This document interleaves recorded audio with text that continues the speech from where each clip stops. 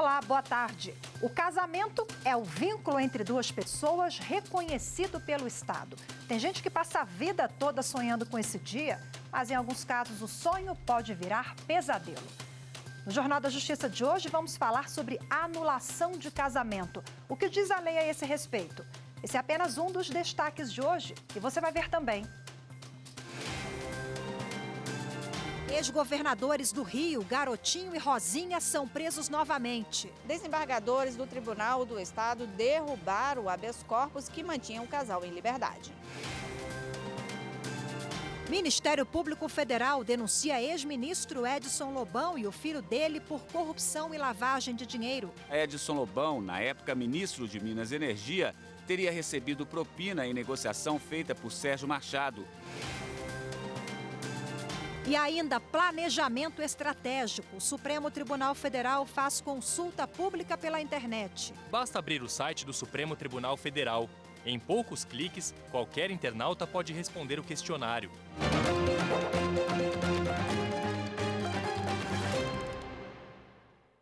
O casal Antony Garotinho e Rosinha Mateus foi preso na manhã de hoje após decisão do Tribunal de Justiça do Rio de Janeiro que cassou o liminar que mantinha os ex-governadores em liberdade. E quem tem os detalhes e conversa com a gente ao vivo agora é a repórter Carolina Chaves. Olá, Carol, boa tarde para você. Conta pra gente os detalhes dessa prisão. Boa tarde, Rafaela. Boa tarde a todos. Olha, Antony Garotinho e Rosinha Mateus foram levados na manhã de hoje pela Polícia Civil, depois que a segunda Câmara Criminal do Tribunal de Justiça do Rio de Janeiro cassou o habeas corpus que tinha liberado Garotinho e Rosinha da prisão no mês passado. Por maioria, os desembargadores aceitaram o pedido do Ministério Público do Rio, que pedia a volta do casal para a prisão. Segundo o Ministério Público, eles estavam atrapalhando as investigações. O casal é acusado de desviar R$1 bilhão da Prefeitura de Campos dos Goytacazes, quando Rosinha era prefeita entre 2009 e 2016. Segundo as investigações, o casal teria recebido mais de R$25 milhões em propina para beneficiar a Odebrecht em contratos para a construção de casas populares na cidade. Rafaela. Obrigada pelas informações, Carol. E o ex-ministro Edson Lobão, o filho dele, Márcio Lobão, e outras 6 pessoas foram denunciadas pela Força Tarefa da Lava Jato por crime de corrupção e lavagem de dinheiro cometidos entre 2008 e 2014. Segundo os procuradores da Força Tarefa, Edson Lobão, na época ministro de Minas e Energia, teria recebido propina em negociação feita por Sérgio Machado, ex-presidente da Transpetro, empresa subsidiária da Petrobras. De acordo com a investigação, 44 contratos irregulares teriam causado um prejuízo de mais de R$1,5 bilhão aos cofres públicos. Sérgio Machado teria pago propina ao ex-ministro para se manter no cargo e obter vantagens ilegais com os contratos. O filho do ex-ministro, Márcio Lobão, é quem teria recebido o dinheiro. E a ministra Carmen Lúcia, do Supremo Tribunal Federal, manteve a ação penal contra o ex-presidente do Palmeiras, Mustafa Contursi. Ele responde pelo suposto crime de facilitar a distribuição e vender ingressos de jogos do clube por preço superior ao estampado no bilhete. Na decisão, a ministra do Supremo ressalta que o Tribunal de Justiça de São Paulo não julgou o mérito do habeas corpus que está lá e que a negativa de medida liminar pelo Tribunal Estadual, por sua vez, foi questionada e negada pelo Superior Tribunal de Justiça em outro habeas corpus. Para a ministra, o exame do pedido, neste momento, levaria à dupla supressão de instância. O Supremo Tribunal Federal declarou inconstitucional a lei do DF, que dá tolerância de 30 minutos para a saída do estacionamento após o pagamento do ticket. A decisão do Supremo foi por maioria de votos.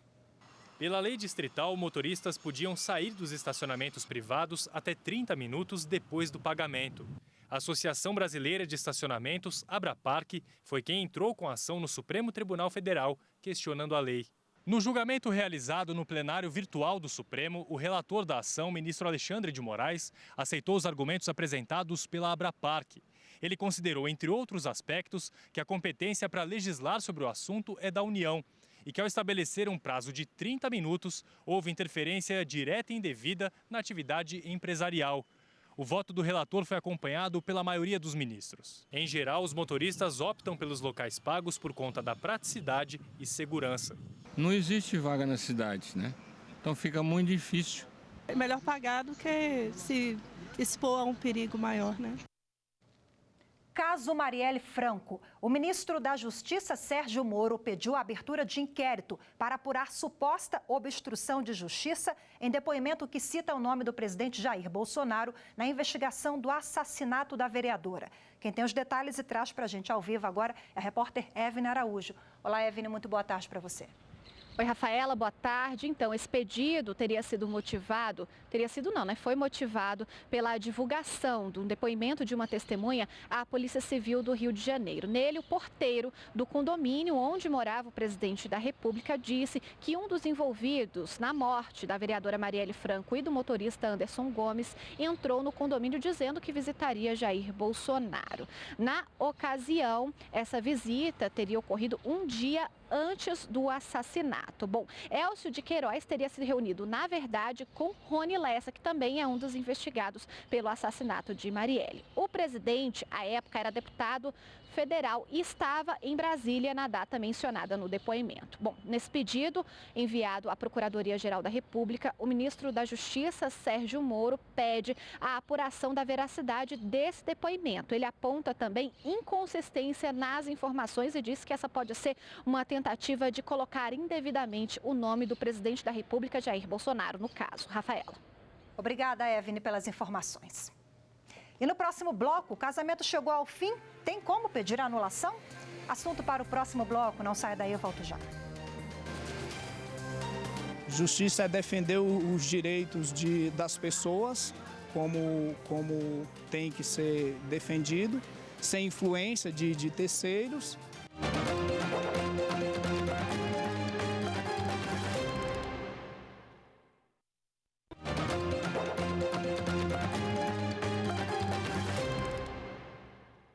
O ministro do Supremo Tribunal Federal, Gilmar Mendes, intimou novamente o ministro das Relações Exteriores, Ernesto Araújo, a prestar esclarecimentos sobre supostas instruções oficiais sobre o entendimento do termo gênero no Itamaraty. O ministro Gilmar Mendes atendeu ao pedido da Associação Brasileira de Gays, Lésbicas, Bissexuais, Travestis, Transsexuais e Intersexos, a ABGLT. Vamos agora voltar a falar com a repórter Carolina Chaves, que tem mais detalhes sobre essa intimação. Carol, é com você. Oi, Rafaela, olha só, essa é a segunda vez que o ministro Gilmar Mendes pede explicações ao Itamaraty. A primeira vez foi no início de outubro, quando a associação pediu para que o ministro das Relações Exteriores apresentasse o documento oficial que foi distribuído para todos os diplomatas brasileiros sobre a restrição do termo gênero em negociações internacionais. Na primeira solicitação, o Ministério respondeu dizendo que o governo brasileiro tem entendido como gênero o sexo biológico, ou seja, feminino e masculino. Segundo o ministro Ernesto Araújo, as orientações da política externa brasileira vêm se adequando aos posicionamentos do atual mandato presidencial, com base em lei federal e também na Constituição brasileira. Para se ter um exemplo, Rafaela, no lugar de igualdade de gênero, o Brasil vem adotando o termo igualdade entre homens e mulheres. Ernesto Araújo não apresentou o documento oficial porque ele disse que esse documento é sigiloso. O ministro Gilmar Mendes diz que a primeira explicação não deixa claro se houve violação de direito. E, portanto, nesse segundo pedido, ele pede para que o ministro Ernesto Araújo apresente esse documento, desde que seja preservado o sigilo das informações. Rafaela. Obrigada mais uma vez, Carol. A poluição sonora faz mal à saúde. Por isso, a lei estabelece limites de barulho de acordo com cada região. O problema é que nem todo mundo obedece à previsão legal. Aqui em Brasília, moradores entraram na justiça para pedir indenização por causa do contínuo barulho de um evento musical. 1h da manhã. A música estava tão alta que a Carol até mediu. O som, na porta da casa dela, chega a 82 decibéis, 30 a mais do que é permitido pela lei do silêncio. Segundo os moradores deste residencial em Brasília, o incômodo foi por 10 finais de semana. O tempo que durou um tradicional festival de música na capital do país. A distância entre o condomínio e o evento era de mais ou menos 3 quilômetros. Um lago separava a festa dos moradores. Mas nem isso impediu que o som ainda assim fosse muito alto, o que levou o grupo a procurar a justiça. Esse descumprimento assintoso, deliberado, foi inclusive destacado em vários autos de infração do IBRAM. E aí, com essa documentação comprovando o excesso de ruídos, a gente pôde ajuizar uma ação em nome de alguns moradores de um setor ali próximo ao evento, buscando o pagamento de uma indenização, de uma reparação. Não é possível mais modificar, aquela situação que já aconteceu de transtorno, mas é possível algum tipo de compensação. O juiz do caso entendeu que, ao desrespeitar a lei do silêncio, a organização do show perturbou o sossego dos vizinhos. Ele decidiu, então, que cada um dos moradores vai receber R$10 mil de indenização por danos morais. Em agosto, o Jornal da Justiça mostrou outra decisão judicial contra o festival. O evento chegou a ter shows suspensos pela Justiça a pedido dos moradores da região, que alegaram perturbação do sossego. Mas depois de receber um relatório do IBRAM, as atividades foram liberadas pela Justiça. Desde 2017, foi contratada uma empresa de acústica para que fossem feitos isolamentos. E agora, esse ano, os produtores conseguiram fazer uma forma de espalhar mais caixas ainda dentro do complexo, diminuindo uma fonte só de som, para que ele não reverberasse. Sobre ter que indenizar famílias que moram próximas ao local dos shows, a R2 Produções diz que vai recorrer da decisão. Na Paraíba, um homem entrou na justiça para anular o casamento. Ele se casou porque a mulher estava grávida e, depois de 10 anos de união, conseguiu anular o matrimônio. Houve uma desconfiança de que a criança não era dele. O homem que mora na Paraíba confirmou a traição por meio de um teste de DNA. Mas ele já estava casado com a mãe do bebê e havia assumido a paternidade. Indignado por ter sido enganado, o rapaz buscou a justiça para anular o casamento, que, segundo ele, só aconteceu porque a moça estava grávida. O homem entrou na justiça em 2009. Na primeira instância, o juiz da Paraíba acatou o pedido de exclusão do nome paterno da certidão de nascimento da criança, mas negou a anulação do casamento, porque, no entendimento do magistrado, ninguém, em pleno século XXI, é obrigado a casar só porque há uma gravidez envolvida. Insatisfeito, o homem recorreu. E agora, 10 anos depois, a segunda instância do Tribunal de Justiça da Paraíba deu ganho de causa ao pedido de anulação do matrimônio. Este advogado explica que o argumento que deu embasamento à decisão diz respeito ao erro essencial quanto à pessoa da mulher, que enganou o marido sobre a paternidade do filho. Tudo vai depender do caso em concreto, porque nas hipóteses estabelecidas pelo próprio Código, existe uma brecha que permite que o próprio julgador teça ali no seu julgamento uma grande carga subjetiva. Então, depende muito do que ele entender o que vai ser ali enquadrado ou não nas hipóteses elencadas pelo Código Civil. No Código Civil estão previstas outras situações nas quais é possível anular um casamento. Entre elas, menores de 18 anos que se casam sem autorização dos pais, quando há arrependimento de adolescentes com menos de 16 anos, nos casos de coação, quando há crimes envolvidos antes do matrimônio e até em casos de defeito físico irremediável, que possa colocar em risco a saúde do cônjuge e de seus filhos. O advogado explica que, no caso da anulação, os envolvidos voltam a ter status de solteiro.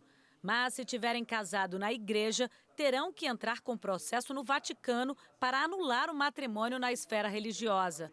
Segundo o especialista, o divórcio é um processo bem mais simples e rápido do que a anulação, que é uma questão subjetiva.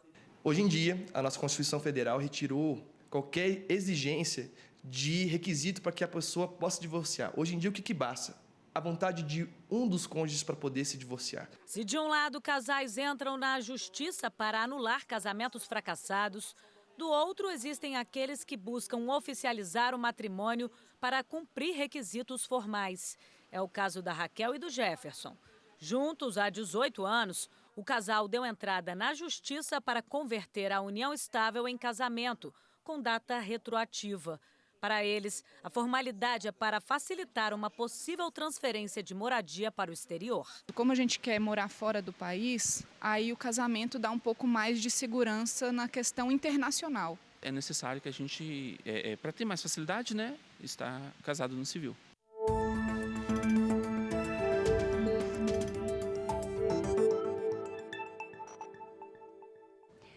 Bom, e para detalhar o assunto, eu recebo agora aqui no estúdio o professor de Direito Civil, Frederico Viegas. Seja bem-vindo, boa tarde. Boa tarde.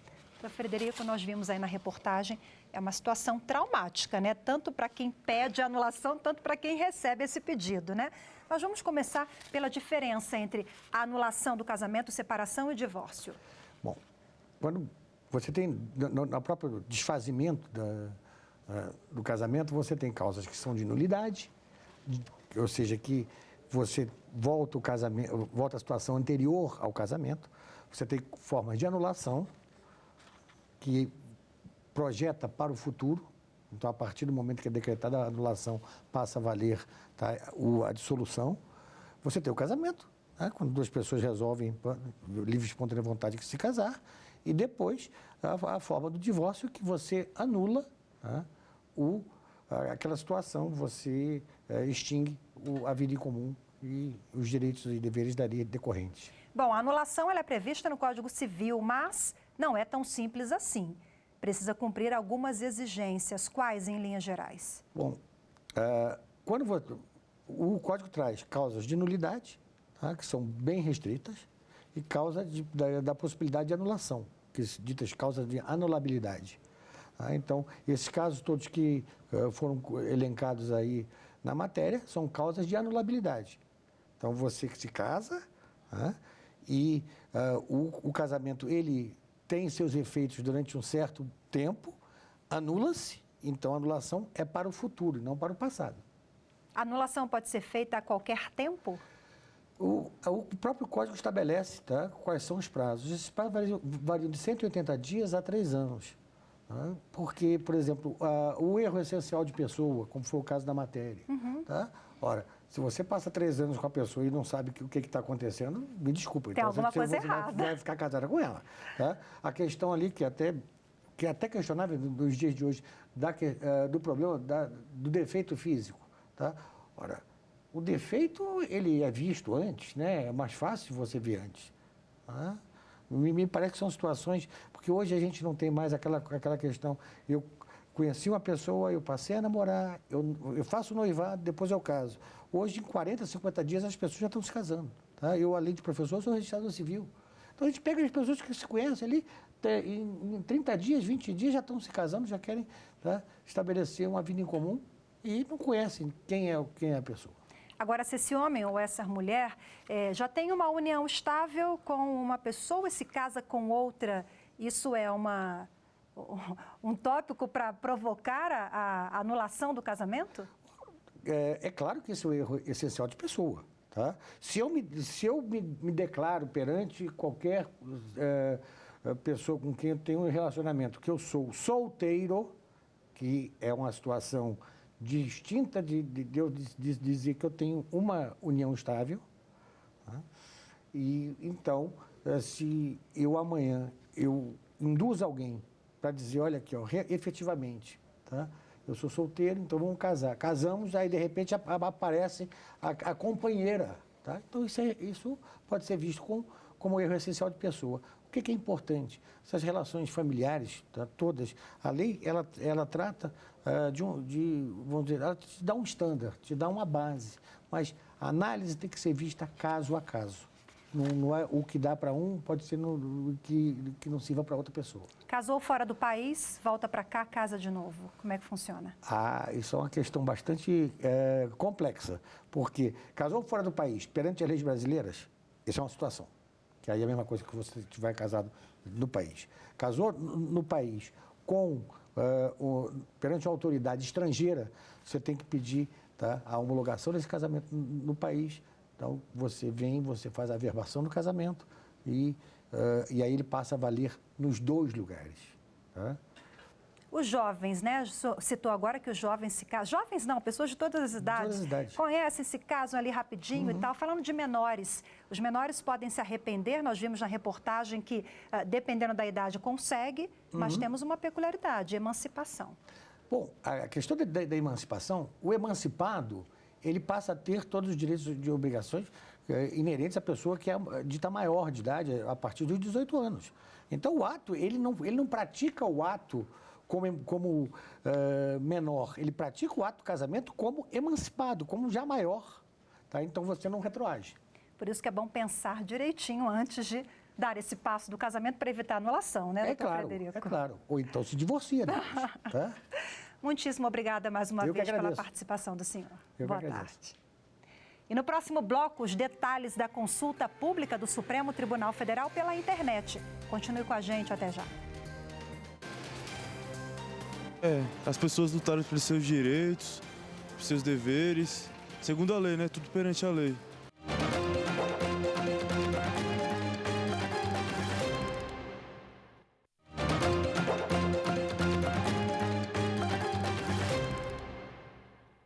A Seção 1 de Dissídios Individuais do Tribunal Superior do Trabalho rejeitou a tese de perdão tácito apresentada em um processo de um ex-bancário do Banco do Brasil. Ele tentava reverter dispensa por justa causa.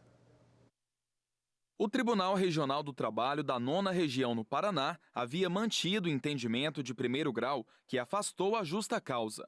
Na primeira turma do Tribunal Superior do Trabalho, a avaliação foi a mesma. Para a turma, o banco descumpriu o requisito da imediaticidade ao aplicar a sanção, situação que caracterizaria o perdão tácito da falta cometida. O Banco do Brasil justificou a demora com o argumento de que o processo disciplinar é formado por etapas e que, nesses casos, é necessário auditoria para levantar as provas da irregularidade. Também afirmou ser preciso enviar o processo à diretoria responsável por definir a pena a ser aplicada. O banco reforçou ainda que, em casos de ato de improbidade, é dever da empresa realizar a apuração de forma minuciosa para verificar se há mais envolvidos e especificar o valor do prejuízo. O caso chegou à Seção 1 de Dissídios Individuais do TST, que reformou a decisão. O relator do recurso, o ministro José Roberto Pimenta, entendeu que o prazo de 8 meses foi razoável. O ministro observou que a doutrina do TST é pacífica sobre a necessidade de conceder tempo suficiente para as empresas de grande porte apurarem cautelosamente a conduta faltosa do empregado. Assim, o relator votou pelo restabelecimento da dispensa por justa causa. A decisão foi unânime. O Supremo Tribunal Federal faz consulta pública pela internet. A pesquisa vai colher informações da sociedade para o planejamento estratégico do Supremo de 2021 a 2025. Basta abrir o site do Supremo Tribunal Federal. Em poucos cliques, qualquer internauta pode responder o questionário. As informações são enviadas a uma plataforma digital controlada pela Secretaria de Gestão Estratégica do Tribunal e vão ser utilizadas na elaboração do planejamento estratégico. Esta é apenas uma das etapas do planejamento estratégico, que começa no diagnóstico. Ele mostra de forma completa a atual situação do tribunal. Com este raio-x, a Secretaria observa potenciais riscos e oportunidades, aspectos utilizados para elaborar objetivos e metas a serem alcançados em um período de 5 anos. Quanto melhor o planejamento, melhor o plano, melhor o norte a ser seguido, menos gastos, mais otimização de recursos, menos tempo perdido e mais resultado efetivo para a sociedade. Gestores e servidores do STF também vão ser ouvidos. A previsão é de que o planejamento estratégico fique pronto até dezembro deste ano. Depois segue para o plenário administrativo do Supremo, onde vai ser analisado e aprovado por todos os ministros. Vai possibilitar com que o STF tenha uma visão muito mais ampliada da realidade, né, porque não vai ser uma visão apenas dos servidores e gestores do STF, mas sim de todo cidadão que queira participar e também de todos aqueles para que a gente vai mandar a pesquisa para a academia, para autoridades públicas, para outros órgãos que atuam junto com o Supremo Tribunal Federal. E o Jornal da Justiça, primeira edição de hoje, fica por aqui. Você acompanha agora o programa TRT das Gerais. Uma ótima tarde para você, obrigada pela companhia e até amanhã.